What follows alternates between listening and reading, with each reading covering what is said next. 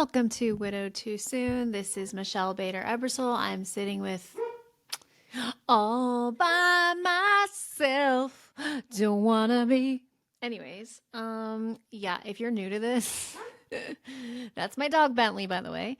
If you're new to this podcast, I'm just gonna sound crazy, but if you are a loyal listener, you will know that's funny.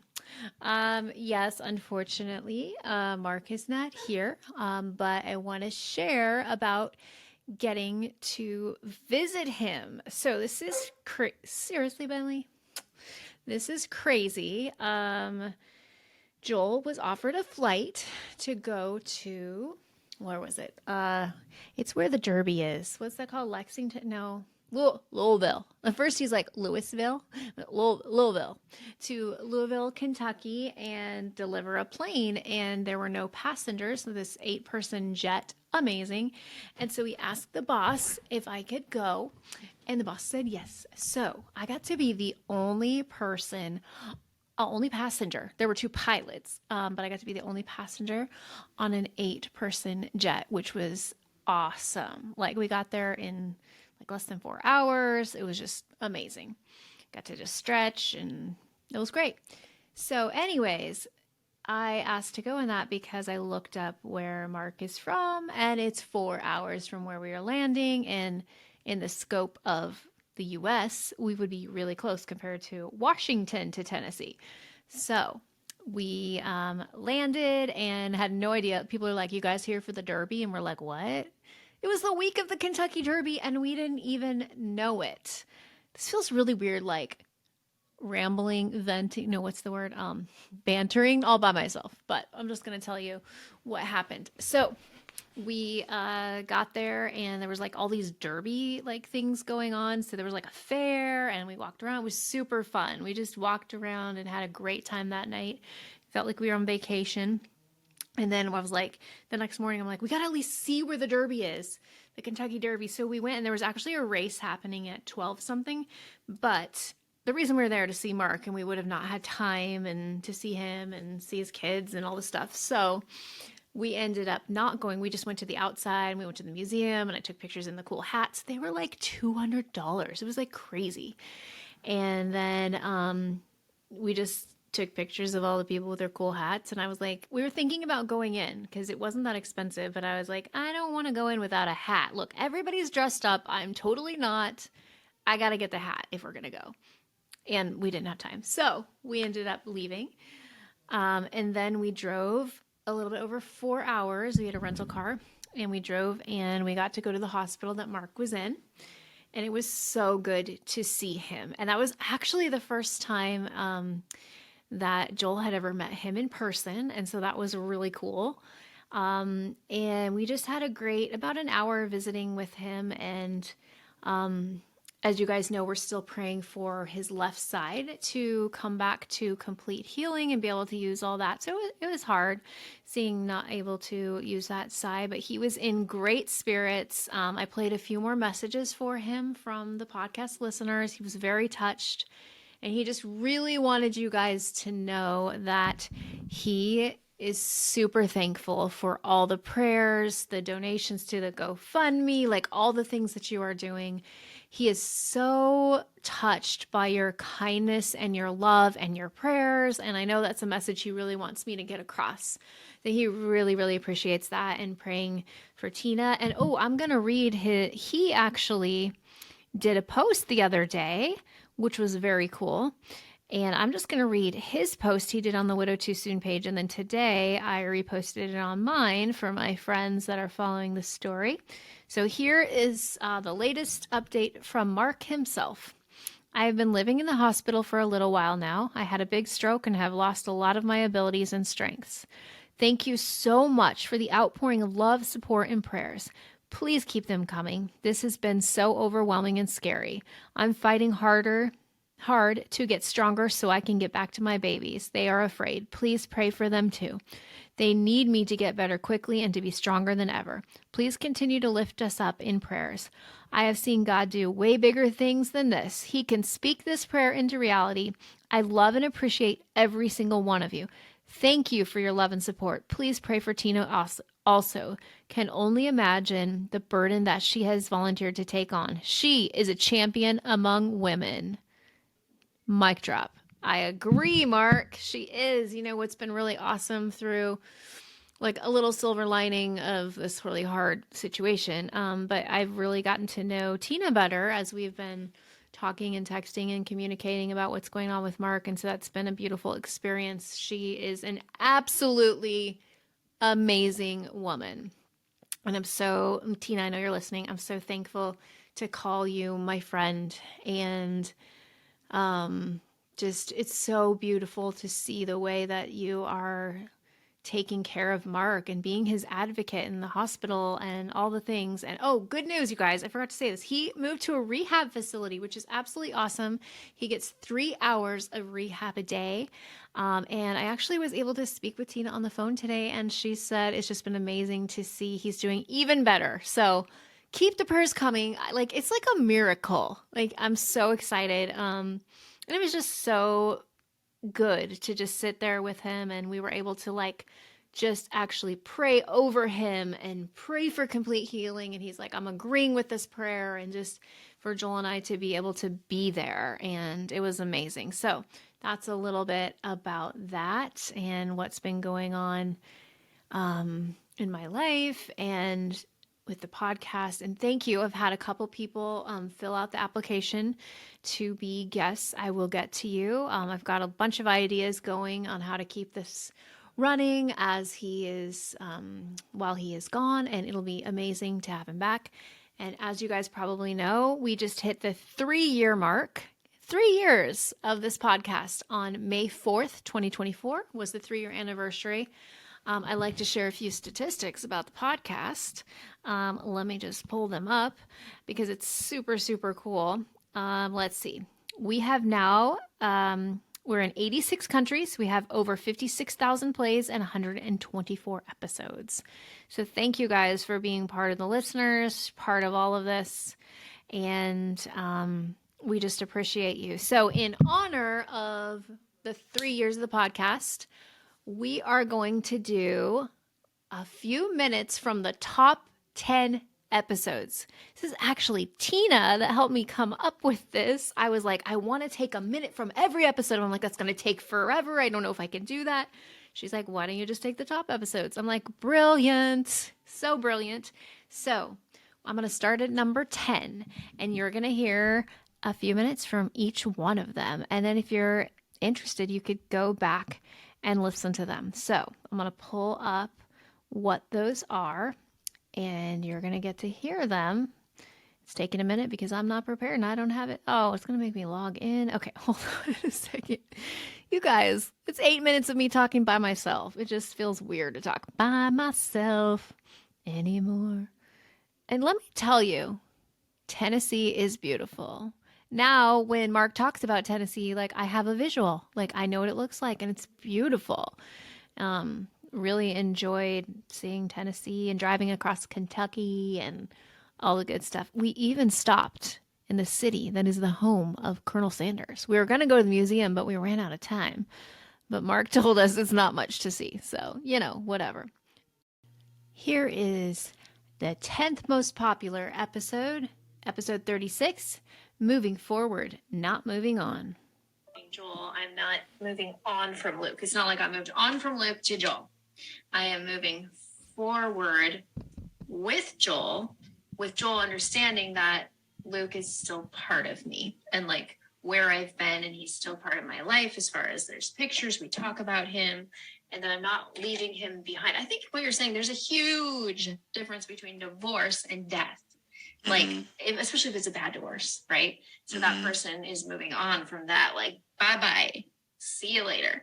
But we're not like that. Like, we didn't end badly. We're moving forward with our lives because that's the natural progression. And I think it's really important. There's so many, like, I get so many people reaching out to me about dating and how do you not feel guilty and blah, blah, blah. It's so important to know that moving forward, and maybe phrasing it that way can help people. Like, you're not moving on from your late spouse. You're moving forward. Just to know that you don't need to feel guilty Like that's like one of my biggest messages to widows right now and widowers is like, you deserve to be happy again. That does not move. I think this is a thing that stops a lot of people. Mm-hmm. They feel guilty. Like if I date another person, I am moving on, but just change it in your head. Like I am moving forward with my late spouse, like in my heart and memories and all the things. And I'm moving forward to another relationship and not moving on. I think that's going to help a lot of people. It's like I think so too. And it doesn't even have to be, not that it's not a perfect application of it, but it also doesn't even have to be about dating. Maybe there's a lot of people that we know there's a lot of people that listen to us that are, just a couple months out, and they're definitely like not even thinking about dating. Oh, yeah, I wasn't. It's okay to move forward and smile again. It's okay to move forward and laugh again. This is all okay. It doesn't mean, but I remember that feeling. I remember thinking like, what are people going to think if they see me laughing or they hear me telling a joke? Oh my goodness! Like, are people going to think that I didn't love her or that I'm not sad? And I really liked the video you made about where you had your makeup. Yeah. And I honestly, when I first started watching it, I thought you were having like a grief moment. And not that whatever. I mean, it was what it was, but like that was just my initial thought. And then you were like, no, like this isn't where we're supposed to be. Like, why do other people get to dictate what's okay and what's not okay for us? Like, I wanted to tell jokes. I wanted to laugh. I wanted to feel normal again. And I would just encourage anybody who's in those beginning, it doesn't mean you're always going to want to laugh. It doesn't mean you're always going to want to smile. But when you do, just do it and like laugh at the joke. It's okay. I remember being at a friend's house, eating dinner with them. Like they invited me over for dinner, and it was like, I think it was like a couple days after Lacey passed.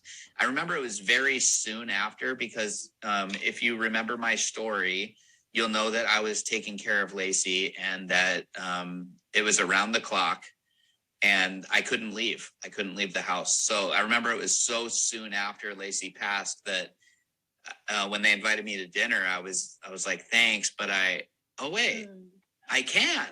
Right. I can come over for dinner. And I remember sitting there and we were like watching a movie together, and I was like feeling guilty that, my wife had just passed, and yet I'm over here with friends and wanting to like have a good time.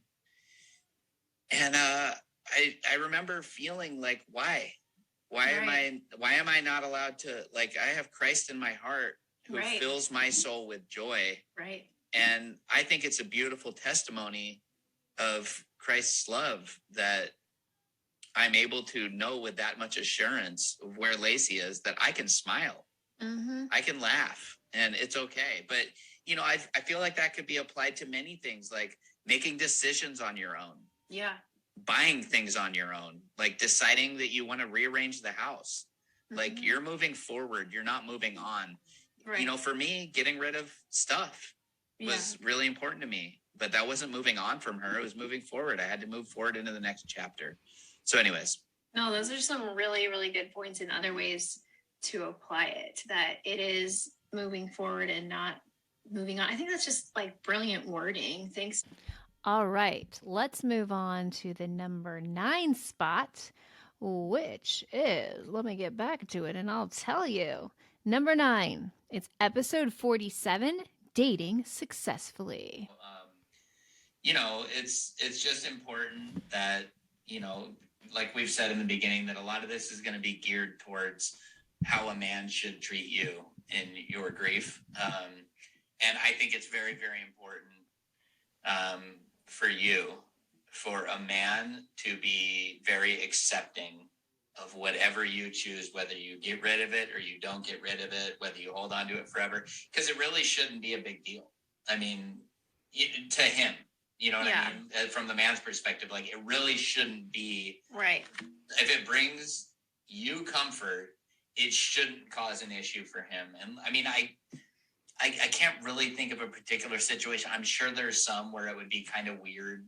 Oh, like the t-shirt thing. Like yeah, maybe something like that. But even that, like to me, that just wouldn't like bother me. It's I wouldn't feel like less of a man if she wanted to wear his t-shirts to bed or something. Like, it doesn't matter. Like, anything that brings her comfort should bring your heart joy. And I don't know. I think it takes a secure man though, but that's the kind of man you would need anyways in this journey. So, anyways, so that's, now you got 15 of my cents. Okay. Okay. Moving on. Last one. Communicate your relationship goals. It's kind of an interesting one. I guess they're just talking about where the relationship's going and stuff like that. Maybe this is important because the widow, I don't know. I'm lost. Like, sure. You go. I have some thoughts on this. Okay. So from the man's perspective to dating a widow, I think it's important that the two of you, not just him, but that he communicates to her what his relationship goals are. Because if he is like, I don't know, I'm just kind of, seeing where this goes kind of a thing, or like, I don't know, I'm just kind of, just dating around. Yeah. That might not be something that's super cool to somebody who's widowed. Right, they don't want to go through that. That might be something she wants. Yeah. She might, be taking it lighthearted, like, I just want to go out for a drink and have dinner and, not have anything too serious or whatever. And so that's why I think it's important that people do communicate right up front. Like, so for me, like, my goals are to, marry the person that I'm in love with. Right. But that doesn't mean it needs to happen overnight, but those are my goals. And right. So, so it's, I think it's important to communicate that, because if those are your goals, if you want to marry the person that you're in love with and their goals are like, I just want to, have dinner and drinks with I just want to have companionship. I think that's important to communicate, because you might not be compatible if, she's like, already knows, I never want to get married again. And he's like, I want to get married. Right. I think it's really important to communicate what your relationship goals are. That's just basic, like in any dating relationship. Right. You should communicate like, okay, yeah, I'm just dating for fun, or I'm dating because I'm looking for someone to marry. Yeah. And to be on the same page. So now I get it. But I also think it goes, and same thing like any relationship, I think it goes much deeper than that. Like relationship goals, like that we are financially sound together, that we have careers, that I'm a stay-at-home mom, that I'm a stay-at-home dad, whatever. Like, I think it's important to, communicate in everything. That's and true. To be open and honest and, share your heart with people. And, so, yeah, that's what I think. I also think that life is like kind of like a box of chocolates. I knew you were going to say that. It was in my head. It's like a box. Every time. You never know what you're going to get. Every time. That's true. Mark. All right. Anything with else? they suitcases and hat cases. You just always keep going. I know. I'm sorry. You don't need to be sorry. So anything else to say? The number 8th most popular episode is episode 46, Dating Obstacles You May Face. Here's a little bit from that episode. Yes, which is... Dating Obstacles You May Face. So this is, again, taken from the article we were sharing last week by Mr. We can't remember his name at the moment. But I think we put a link. We said it in the other episode. That's good. And he's never going to listen to this anyways. Right. So we're going to just talk through some of these, and Mark and I might have had different experiences on these, and so it'll be good for you to hear from different people. And so that's why we say that you may experience or that you may face, because it's going to be different for everybody. So the first one that the article says is she sometimes refuses to talk about her grief. So meaning us as widows and widowers. So for me, I don't think I've ever refused to talk about my grief.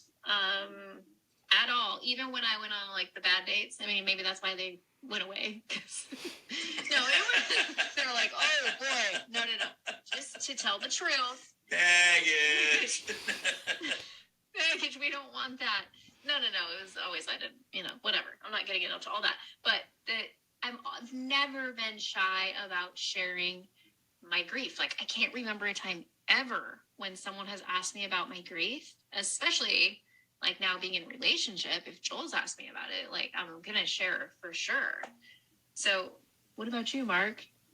How do you relate to that? Well, Michelle. All formal. So first of all, I want to say that we're, like Michelle said, we're going to read the questions the way they're written because we also changed the name of the topic. So in the article, it says, obstacles you will face dating a widow. So it's written basically to men what to expect from dating a widow, but we're switching it around since we are widowed and sharing our experiences with all y'all. So I wouldn't say I refused to talk about my grief. I just didn't want to burden people with it. Mm-hmm. I was afraid that, and so this was in dating also. I felt like it was hard for me to share what I was feeling because I felt like I could get through it on my own. And so I didn't, but also that was very true for me with my friends. Like, not a lot of people knew what I was actually going through. Not like hardly anybody knew what I was actually going through because I had this fear, this insecurity that if I really told people what I was feeling, that nobody would want to be my friend anymore. Because some of the things I was feeling were so dark and so painful. Right. And they wouldn't have known what to say to me anyways. And so it was really hard for me. So I internalized a lot and walked it by myself a lot. And I would cry in my closet a lot. And I'd hide from my kids a lot. And honestly, like, nobody knew. Yeah. Nobody knew what, I mean, there were a few select friends that, like that girl, one of my best friends, Tamara, she... I remember she would be the one that would ask me, she's like, hey, so how are you doing? And I'm like, oh, good, how are you? And then she'd be like, no, like, how are you doing? Yeah. And I was like, oh. And then the tears would just start flowing. Right. I'm like, I hate my life. Just being real. So, whoops, I hit the wrong button. So for me, it was something that, and in dating, I had a really hard time, sharing when I was having a hard moment. And, there are reasons for that. They don't matter. They're not relevant. But, it was hard for me to share with somebody that I was dating at that time. It was hard for me to share something I was dating. Let me start over. I'm gonna say it again, but this time it's gonna be in English. Okay. Right. Thanks. Now the pressure's on. I can't even do it now. So, but it was hard for me to share with somebody that I was dating. There you go. About my grief about my late wife. Right. For some reason, it did not come naturally for me at that point in time. And I feel like, my heart is in a very different place now. Right. So, there's contrasts and stuff like that. But anyway, right. Sorry. No, there's no... All right. And the number 7 most popular episode is episode 3, Faith Through the Fire. Like, your kids too, like, they've been through hard things at young ages, and it's going to make them stronger. They have been through things that most kids will never have to go through. And so those trials are going to make them stronger. I have another one I want to share. Colossians 1:11. We also pray that you will be strengthened with all his glorious power, so you will have all the endurance and patience you need. May you be filled with joy. And it's true, like, God gives us, like, when I feel like I'm not going to make it another day, especially like the beginning of widow's journey, God always carries me, always. It's like that, the poem with footprints, and you look back and somebody carried you. Like, I can look back on those first, 6 months of widowhood and just be like, wow, God carried me. So it's been 11 months for me. God provided a brand new house that I'm now in that I did not think was going to be possible. He provided a couple different jobs, like so many things. that I can look back and financially provided for me during Luke's cancer, after his cancer. Like, I just literally wake up. I've been here 1 week in my new house, and I literally like wake up in the mornings and I'm like, God, I can't believe that I'm here. Like, and it's not even about the house. It's about, I feel his love because of the way that he has provided. And it doesn't always come in the form of a house, you know, it can be in lots of different things. But he loves us so much. I was reading a book and it talked about asking God for like love notes. And basically the things, it's kind of like the manna. It's like things that you see every day that like, whoa. Like, I love when things like just come together and you're like, whoa, that was totally God, you know? I love that. Totally God. I Like, love that too. we met in a widows group with like 8,000 people. Totally God. You know, we were meant to do this ministry. Totally God. You know, so it's really cool to just look back at those things and be like, whoa, those things definitely build my faith when I can look back and see just the things that, yeah, God has done. You know, I had many moments of asking for, because like I said in another podcast, it was very, very difficult for me to ask for help because I didn't want to be a burden on people. And I remember praying to God, I was like, please just send someone. Just send someone. Like, I can't ask. Like, just send me somebody. And very, very shortly thereafter, like a couple days max. And that at that point in my life, it was just every day was insane. But this girl, Stephanie, showed up to my house. She just messaged me on Facebook. Lacey knew her through church, but didn't like have a relationship with her. And I didn't know who she was at all. And she messaged me on Facebook and said, hey, I'd love to come and cook dinner for you guys tonight. Would that be okay? And I was like, oh my gosh. That's nice. That would be tremendous. And she just showed up here and she made spaghetti. And I remember my son was not happy about it. He's 4. He doesn't like spaghetti, I guess. But so she put it down on his plate, and I was humiliated because she made spaghetti from scratch. And he's sitting there complaining about it and like crying that he doesn't like it. And I'm like, you will eat that. You know, like she spent like an hour making that. She's here. We don't even know this woman. Like, you're going to eat it. Yeah. And she looked at me and she's like, I got it. Aww. And she started talking to Luke, and she knelt down by his side, and he was still like crying about it. And she's like, so sweet. She's like, well, what don't you like about it? Oh. And he's like, I don't like this or whatever. He's being all rude. And I'm like, dude, just, I'm getting all like, I'm humiliated, you know? And she hears me like getting kind of like, you know, like, you will eat it, you know? And she's like, hey, seriously? Like, I got it. It's totally fine. It's okay, yeah. I'm like, okay. And the next thing I know, he's like laughing and eating his spaghetti. Then she says, I want you to just sit there and enjoy your meal, and I'm going to give them a bath and put them to bed. Wow. Is that okay? I'm like, so she gave them a bath, and I can't even tell you, like, I'm on top of the world. I'm sitting there eating this big plate of spaghetti and like not having to do anything for the first time in a long time. And I'm just like enjoying every bite. Like, it's just precious. And she puts my kids in bed. She prays with them. Wow. And she comes out and she tells me, hey, I want to go pray with Lacey before I go home. And so we all go in there and we're praying and crying and just loving on God together. And it was such a gift. It was such a tremendous gift. And I was thanking God as she was giving my kids a bath. I was thanking him for answering that prayer. It's amazing. And she comes out and she says, hey, God's putting it on my heart. I'd like to do this every week, if that's okay. And she started coming faithfully every single week. And sometimes she'd come twice a week. Like, and that's just one story. I'm sorry to ramble on for so long, but that's just one story. There's so many people that. So good. So good. And the next most popular episode is number 31, Widowed Without Warning, with special guest Olga Maslov. Oh, I remember this. This is a great one. You're going to enjoy this.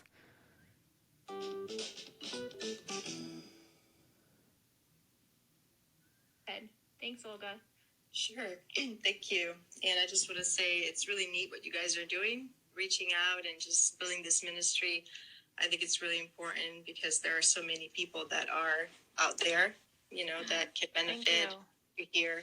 So I think it's a blessing that you guys are doing that. Thank you. Yeah, so my name is Olga.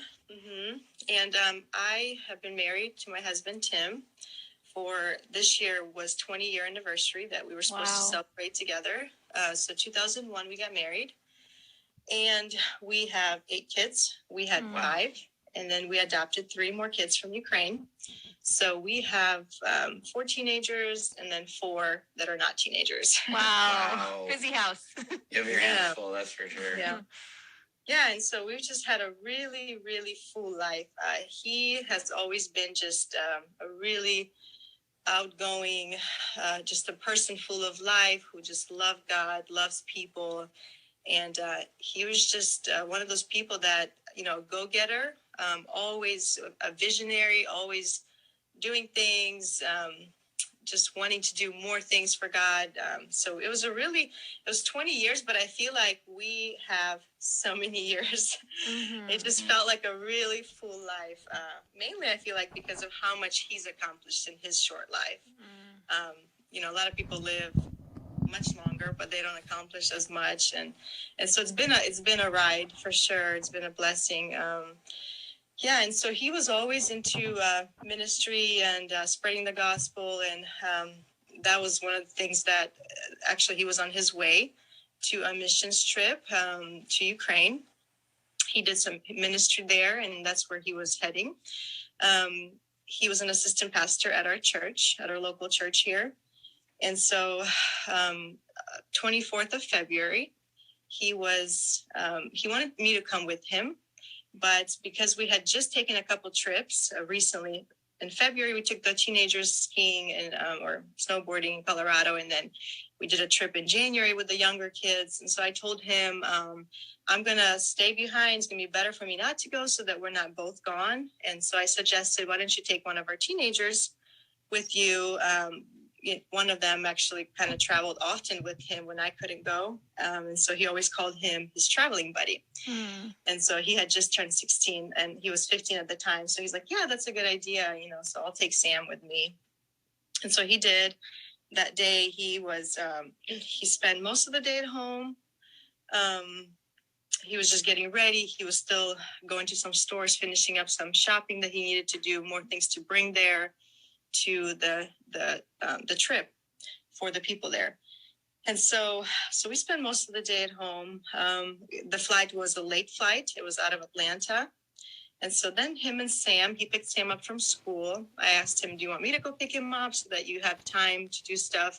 He's like, no, I want to pick him up. He always liked the rides where he can talk to the kids. And so he picked him up. They had to take their COVID test that day still. And then we all went outside. He said bye to the whole family. He prayed with us. He hugged everybody, kissed everybody. He had the goodbye. And they pulled out of the driveway. They said bye. They honked, all of that. And so then they came to Atlanta. He texted me. He said, we are here. We're in Atlanta. We're almost ready. We're close to the airport. And he basically texted, I love you. And, the usual. And so then I missed a call from my son. I did not hear my phone ring. And so I didn't know he was trying to reach me. And then I did see my phone ring, and it was already a person from the shuttle bus. And he was asking me, he said, does your husband have any health issues or health complications? And I was like, no, what's happening? And so I knew, something happened. And so at first we heard about what happened, and we thought he had a stroke. We didn't know because it was in the shuttle bus that it happened. They had parked their vehicle. They got all their luggage out. They were kind of in a rush. They were rushing to the shuttle bus because Atlanta airport is really big. And so the shuttle, it takes you to the airport. So they got in there with all of their luggage, and how it happened, he had just sat down and he had picked up his phone, and to look at his itinerary, he was looking at the flight. That's what Sam was telling us, our son. And then all of a sudden he just dropped the phone and he just fell. And so they couldn't do anything. When they called us, they basically told us that we're taking him to the hospital. This is what happened. And they were trying to get information from me about his medical. And so then I talked to Sam. And then, so my son, all he said was, Mom, just pray. Just pray. That's all he said. And then they took him there, and I called my in-laws. They came over. We all live on the same property. We're neighbors. We all live really close. And so they came over, and, nobody thought anything we didn't think it was going to end. Well, we weren't sure, but we were hopeful, but we were scared. We were all praying, and and then finally I said, we need to call the hospital because they left a phone number. They said, give us a call. Here's the number. And so my sister-in-law was like, do you want to call? And I said, no, I don't think I can do it. You call. And as she was on the phone, they basically told her he didn't make it. So he had a heart attack. And and so then. Wow. Powerful episode. I recommend going back and listening to the whole thing to hear Olga's story. All right. The number 5 most popular episode, one of my personal favorites. It is episode 42, Dating a Widow, with special guest Joel Ebersole, aka my husband, but he wasn't my husband at the time. So let's take a listen to that episode. A lot of people listening, and myself included, have been afraid of dating somebody who wasn't a widow because they wouldn't understand or wouldn't have the right empathy that we need. Yeah, totally. So that's my preface to kind of, ask you about how it's been for you. Well, it has been a pleasure to meet Michelle, because the person who you're dating, that's that needs to match with who you are, and you guys have to have a good chemistry between each other. And so I have that with Michelle, and I really enjoy her very much. But as far as her background with being a widow, that does bring some different challenges that you have to be aware of as you kind of walk into a relationship with any widow. I would assume you have to kind of be sensitive to the story that she comes from, or that a widow comes from, and know that story isn't over. It's a continuation, and you're just like Michelle says a lot, you're just chapter 2. And so so there has to be a good you have to be aware of that and be comfortable with that as you start that relationship. That'll be my best and biggest advice to folks that don't have that background and are getting into a relationship with a widow. I like that. That's really cool. And you are a believer, right? Yes. I don't want to make any assumptions. Okay. And so are there ways that your faith has also helped you? I don't want to say deal with this. Sorry, Michelle, but just for deal lack with of a better, me. how do you deal with this, Jake? Yeah. No, I think being able having the same faith background as Michelle is really important.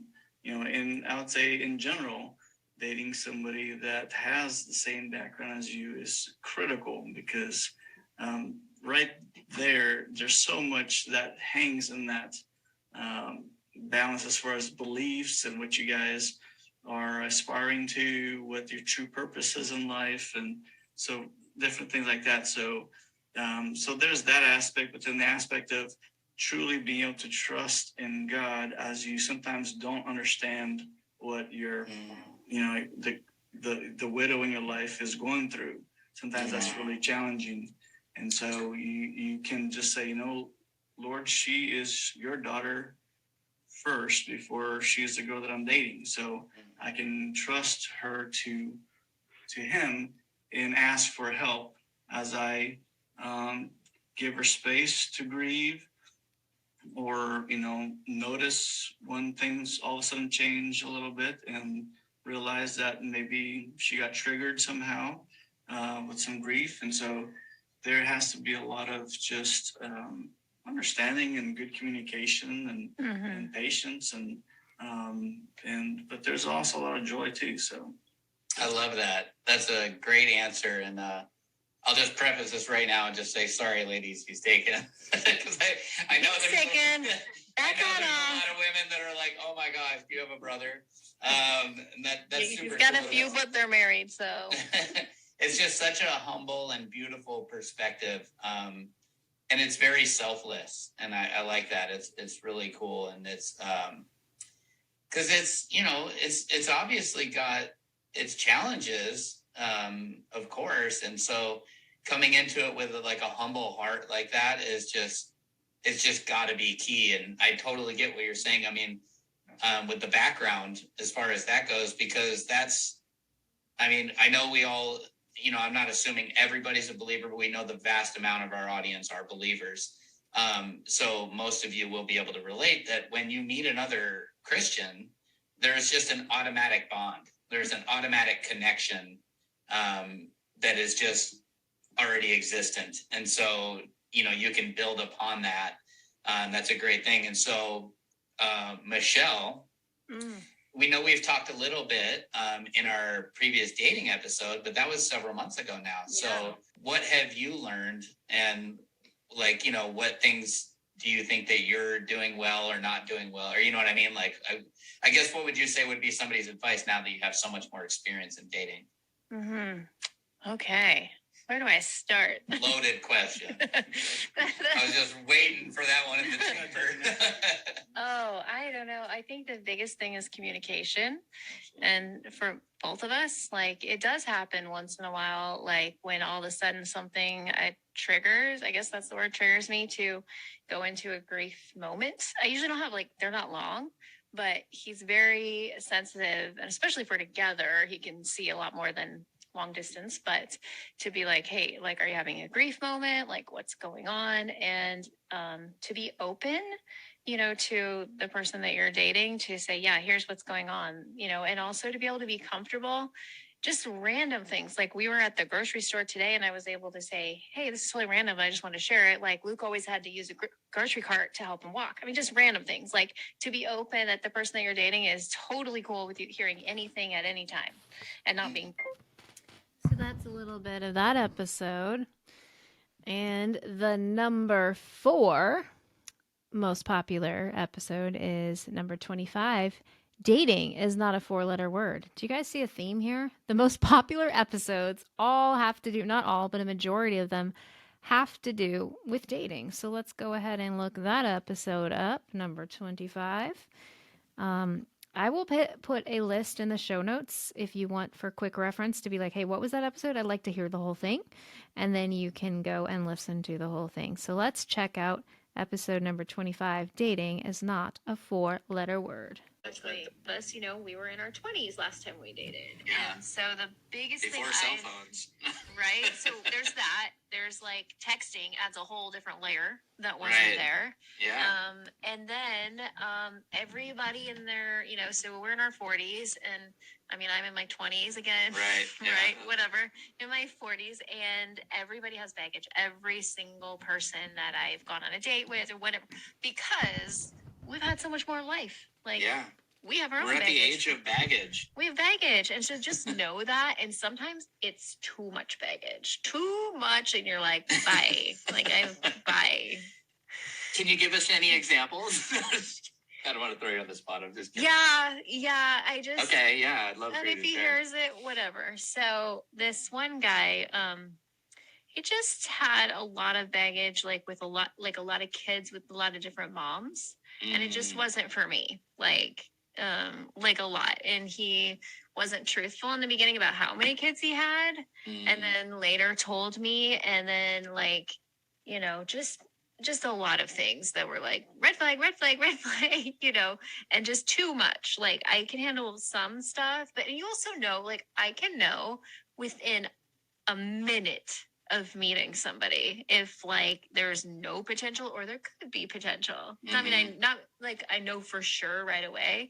And then the other thing, everyone says they're a Christian. Like literally everyone, like, cause I wouldn't even go on a date unless it said Christian. Well, they like to say that, and very few. There was one guy, and he's super nice. We just didn't end up having. We went out a couple times. Super nice guy. It just wasn't there. But he was actually a Christian. But the rest of them, literally, like one guy. I know he's not listening to this. He, I could tell you that, so I'm not worried. It was actually like one of my very first dates. You know what? I'll just tell you all about it because it was pretty bad. So he, like, when I asked him, I'm like, so tell me, and I'm not judging, but I would like a little more depth. I was like, tell me about your relationship with God. He's like, I know he's real and I go to church sometimes. And like, literally, I was like, okay, well, Jesus is the most important thing to me. And he's like, And then it was just like, I was talking about Luke and he wasn't sensitive. And then it was like, everything was about him. Like, no questions about me. And I can't stand that. Happened on several dates. I'm like, really? Like, I can't stand that. Like, you need to be interested in who I am. Yeah, for sure. And it was just, that date was really, I can laugh about it now because he's like one of those narcissists. Like, I can talk about, I could tell already. Oh my gosh. I think I told you about that one. He's the guy that had the shirt that said I love hot moms. Oh yeah. Yeah, yes. That guy. Yeah. So one of I my could have told you that right off the bat. Like know. Anybody who would wear that shirt and take a photo in that shirt. Never mind. I'm sorry. That sounds mean. You know what? I know. I saw you have a new girlfriend. I'm happy for you. So yay if you're listening, which I'm sure you're not. But it was just such an awkward, like, and I also said I wasn't going to be physical, and that like weeds out people really quick. Mm-hmm. And then he asked me again. Yeah. And I said, if you're good with being friends, because that's where I'm at. And he said, no, I have enough friends. I'm looking for a relationship. So anyone who's not willing to be my friend first, like, you don't really care about me. He just wanted relationship, like physical. I'm pretty sure. I was going to say we could translate that into another language pretty easily. Yes, exactly. So that was a bad date. So wow. So well, let me ask you the same question, but in a different context. What are you most looking forward to in dating, and what are you most afraid of? Oh, good. So this is good. We're gonna like hit all of the audience like with these two different things.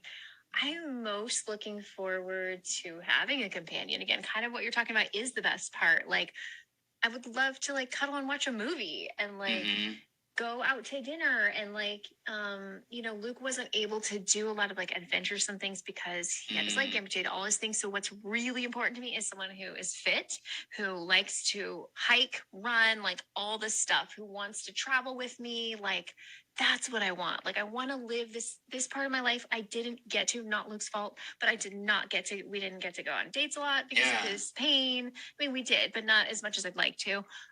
We didn't get to do a lot of stuff. And so I want someone that I can be completely active with, and we can play tennis and like everything that I want to do that I never got to do. And I believe that's going to happen because God promised me on that grief retreat, I will redeem and restore everything you lost.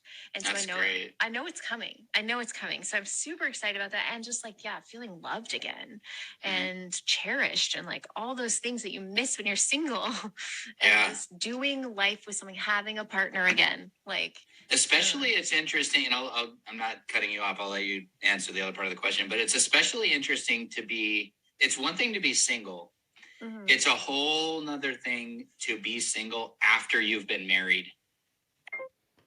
Okay, guys, I just have to stop it right there and say I was smiling so big. I don't think I've listened to this like for years. Okay, so that was back before Joel. It was kind of confusing because the other episode was with Joel, but we're just going in order of popularity.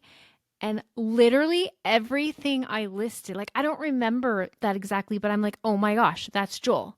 The hiking, the running, he's fit, adventures, cherishes me, loves me. And I said in that podcast, I know that's coming, and it came. Like, you guys, mind blown, mic drop, crazy, awesome, love it. Okay. Moving on. Episode, third most popular episode is another one about dating. Surprise. It's episode 32, which is, can you love two people at once? So I believe this one's moving forward in time to when I was dating Joel. Well, am dating. I mean, I'm married now, but you know what I'm saying. So let's take a little listen. Can you love two people at once? Yeah, it's just, I don't know. It is interesting though, because we do, and I know you're right. You weren't in, stricken with grief, and we both come to good places where I feel like, we're both doing pretty well as for Right. what we've been through and stuff. But yeah, it is interesting to think about like bringing somebody else into this when you're still having grief, because I did that, and I still, even though it's the days are fewer and further between, Right. there were just many things that just seeing her with my kids sometimes it just felt unfair to Lacey, and it was nothing against her. She was being really sweet to him, and they were having a blast. The kids are laughing, having a good time, and I'd just be kind of sitting there like, oh man, like, man, I wish Lacey could see this or whatever, and so it probably is a little unfair. And that's honestly one of the things I felt guilty about, is that I was probably not ready. I don't know how much longer until I am ready, but that's the interesting thing about grief, is it's such a different emotion. Everybody experiences the same feelings with anger. Everybody experiences the same feelings with joy, with whatever the emotion might be. Grief is completely different for everybody. It's so weird. It is. So some personal. people go 5 years, 10 years, and they still are like crying like very often or whatever. Yeah, grief is just such a weird emotion. It's totally different from, and like I've mentioned in other podcasts, there's opposites of every other emotion. You have anger, well, you have joy, you have sadness, you have, happiness, whatever. Grief, there's like no opposite of it. It's just, you have grief, and it's just such a weird, some days you're fine, some days you're not, and it's just, it's a weird road we've been placed down. But God put us all here for a reason. We all are about doing the kingdom work, and if there's something to be done for the kingdom here, then there's, I personally am, I'm open to that. And if this road that we've been chosen, like our other episode said, to walk down, if the Lord put us in this situation knowingly, then He's going to provide. He's going to provide redemption for us, I believe. And like if you look at the book of Job, like so many widows and widowers are very familiar with the book of Job, because we do understand the feelings of, maybe not as intense as what Job went through, but we definitely understand the feeling of just having everything ripped away from you, and having to like start over, and it sucks. Anyways, sorry, I didn't mean to... And about grief, you guys are interested in hearing more about dating and my relationship. Well, both of our relationship statuses have changed since our last episode. And so we thought we would talk more. And this one we are calling, Can You Love Two People at Once? Meaning, can you love your late spouse and somebody else? This is something that is new to me. I am in a serious relationship where we do love each other. We are talking about a future together. And it is so interesting to me. And, Joel is my new boyfriend and Luke is my late spouse. And I've been able to talk to Joel about like, I can be in the moment with him, totally in love with him in this world. And then I can have a grief thing happen, or I can be looking at pictures of Luke and be totally in love with him at the same time. And I did not know this was possible. It is something that is hard for anyone to understand. It is rarely talked about. And so I just wanted to spend some time talking about this subject. Like, is it really possible? Can you continue to love your spouse and love a new person in a new relationship at the same time? So, I mean, I guess kind of starting off, like, what are your thoughts on this question? Can you love two people at once? Your thoughts and experience. I think, first of all, I don't remember where I saw you say it, or if you said it to me a long time ago. I don't remember where it came from, but I remember you said it, that you conflated it to children. Yes. And I thought it was a great analogy, that it's like, because I do remember that vividly, that when Lacey was pregnant with Luke, I remember having this weird feeling that I was like, am I really going to be able to love a kid as much as I love Alexis? Because that feels hurtful for me to say now, but I didn't know Luke. Right. He wasn't even born yet. And so I remember just thinking like, oh my gosh, like, can I really love someone the same way? And I remember you saying that, and and then what happened when that child was born? And then especially as you grow and develop a relationship with this little beautiful baby, all of a sudden it was like, oh yeah, no, there's space in my heart to love more than one. So in my experience, yes, you can love two people at the same time. But just to know that things change, your feelings change, whether no matter how strongly you feel about something right now, you may not feel that way in 6 months. Michelle and I have encountered that with each other a lot because we've known each other, about a year now? Yeah, I mean, we met like a year and a half, but really started getting to know each other about a year ago. It was like January of last year. So yeah. Okay, yeah, that sounds right. So we've seen each other go through a lot of different phases and philosophies and thoughts, and I bet if you listen back to some of our early podcast episodes, you'd see the difference because we've been doing this for.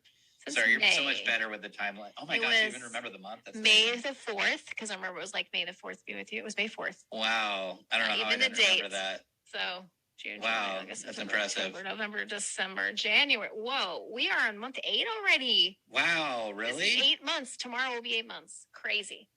Which brings us to the second most popular episode with the bad sound system, episode 2, getting to know your hosts, Michelle Bader. So let's take a little look-see to that one. Let's listen to that one and see. Let's see, it's like a couple minutes of that one.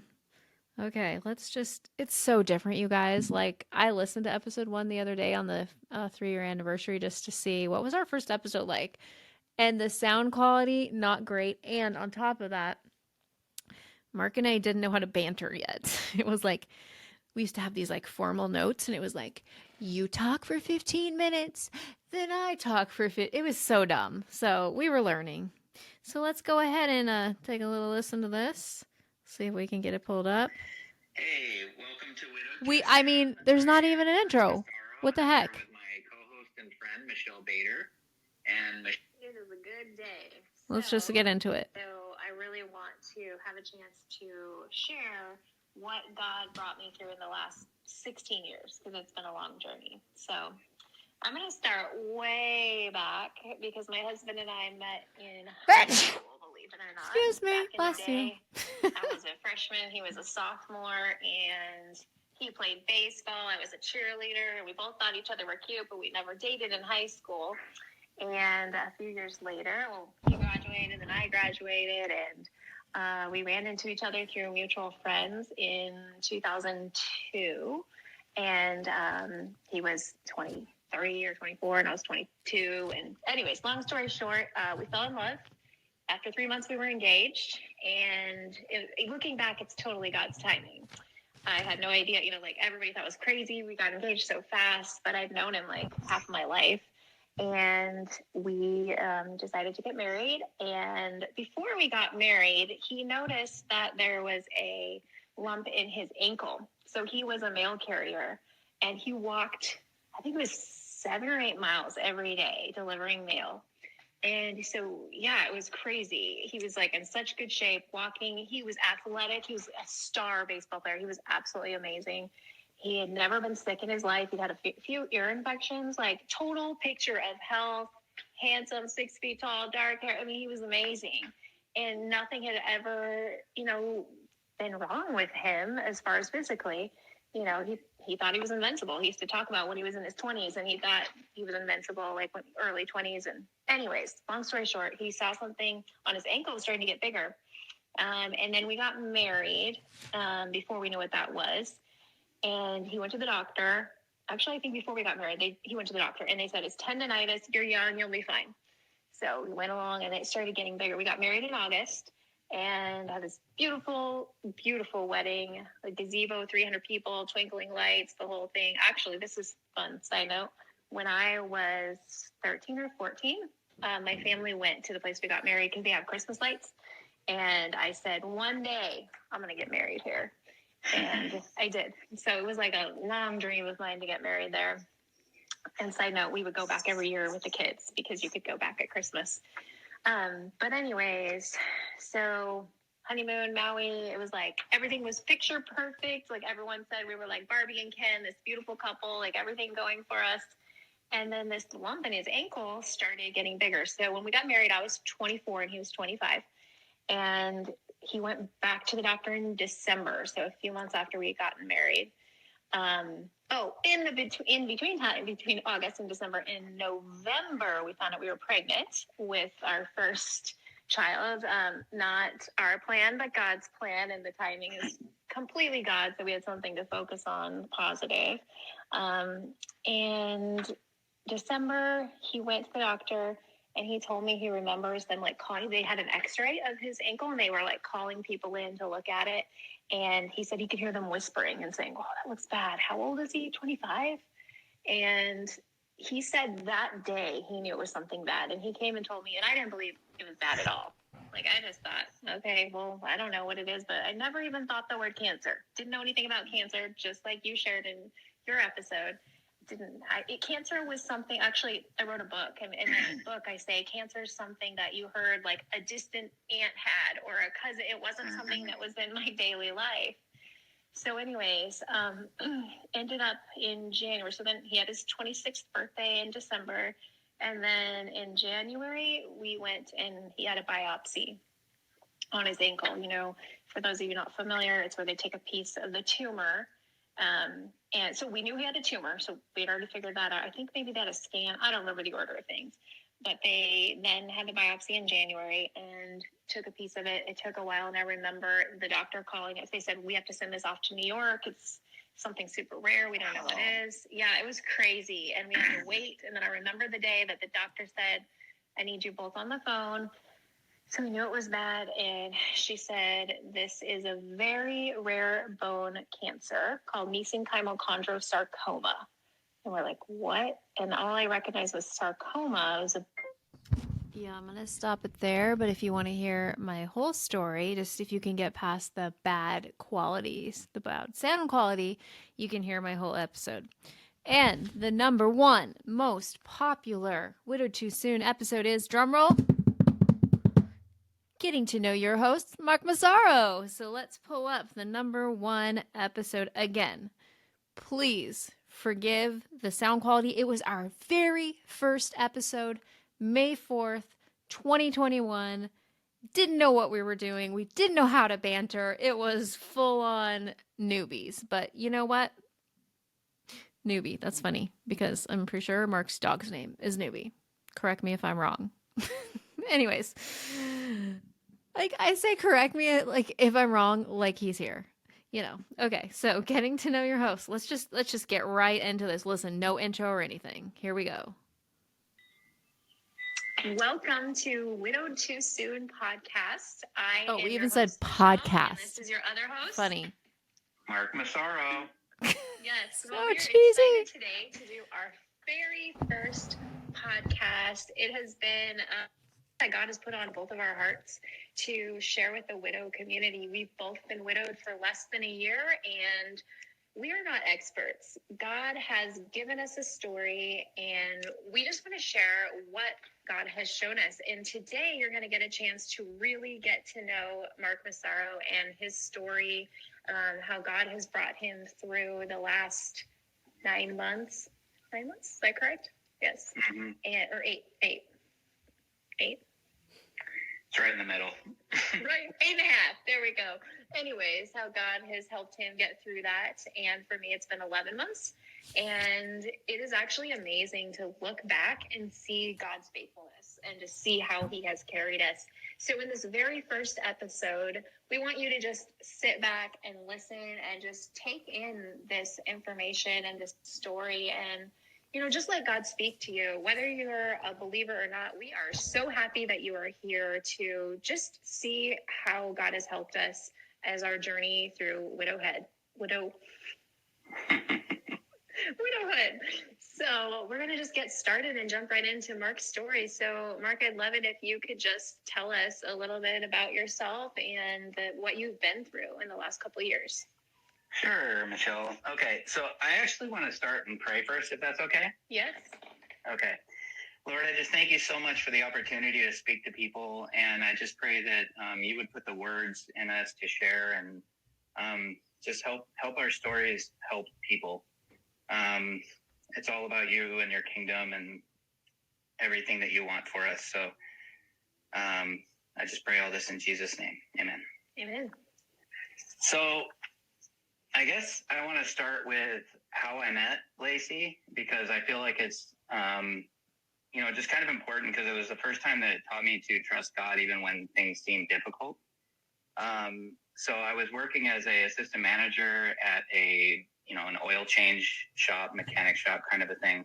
And it was my career, it was my future. I had plans to move forward into ownership of that company. And I got pneumonia, my car broke down, and I lost that job all at the exact same time. And I just found myself really questioning God, and I had been trying to do well in my life, and I was kind of a screw up as a kid. So I was really confused how he just seemingly, was my lack of understanding at that time, but how he just wrecked my life is how I thought about it. And I didn't understand. And during that time, my friend's dad asked me if I wanted to come down and work at his bagel shop, just meantime, to just make money while I'm trying to find something. And I accepted. I came down there to start work. And I remember I was so, he didn't give me any training. He just said, there's a line of customers outside. Just go help them. And I go up there, and all the employees are just running all around. I'd never worked in a restaurant before. And so I remember the first customer, he ordered a everything bagel and a latte. And I didn't know what either of those things were. And so I was so confused. And it was labeled on the customer side of what the bagels were, but not on our side. We're supposed to know. And so I'm just standing there. I'm so confused and just feeling overwhelmed and scared, honestly. And employees were just buzzing all around me. And all of a sudden, I just hear this really sweet voice. Hi, you look like you need help. Mm-hmm. I was like, oh my gosh, yes. And she said, hi, I'm Lacey. And it turns out that she ended up being my wife later. Mm-hmm. And so it was just, as I look back and remembering the feeling of thinking that my life was over, God was introducing me to my wife at this little bagel shop. And so it kind of gave me, this new perspective on God, and that it's really easy to think you know what's going on when you're sitting right here. But when you see the whole span and you realize that this was just a sliver of the story, it makes it easier to trust God, and knowing that there's a bigger picture that you can't see, because you are inside of time, not outside of time like God. And so Lacey was an incredible, incredible woman. She was just beautiful inside and out, just such a loving, caring, considerate woman. She was always thinking about other people. And, I know that's easy for a lot of people to say, but she really was. Anybody that met her was just blown away by her kindness and her generosity. And just, I was just a lucky man. I was really, really lucky to be married to her. She was just always, always looking out for other people. And there's so much more to that story. It's such a beautiful story. If you want to hear all of it, please go back to episode 1 and hear all of Mark's story. So that was really fun getting to hear about 5 minutes from 10 different episodes. And there's just so many hours, so many hours of us talking and just being down such a crazy journey. And it was just interesting to hear it and, see how far we've come. My favorite part was hearing everything that I wanted in a future husband. And that was before I re-met Joel. So I say re-met, if you don't know our story, we went to college together and then re-met years ago through Facebook. So anyways, just fun to listen to that. And I hope you enjoyed the journey as well, hearing the top 10 episodes. And someday when I get enough time, I want to do a really funny one where I try to find all the funny clips and put it all, or maybe all of our funny singing and Mark's Forrest Gump stuff and all the things, put it all together, and it'd be really funny, but that would take work to find it from every single episode, but it's a goal, #goals. So anyways, I want to pray for you guys tonight. I'm saying tonight, usually I record in the day, but it's night. I didn't get it done. I want to pray for you. Anyways, God, I just thank you for all the listeners, all the thousands of people who have listened to our podcast episodes and been along this journey with us. God, we pray for Mark. We pray for complete healing to come over his body. Thank you so much for how he is already healed. And we just pray that he gets completely healed. We pray for Tina. We thank you for Tina, that she is there by his side, helping him through everything, advocating for him, and just all the things. We thank you that he has moved into a rehab center.